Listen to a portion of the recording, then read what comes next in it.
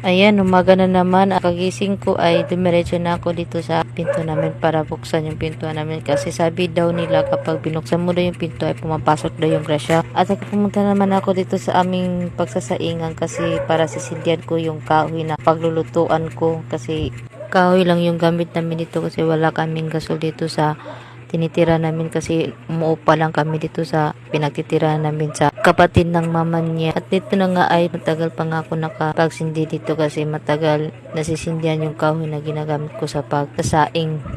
Habang nagsisindi ako na nga po dito, may sasabihin lang ako sa inyo.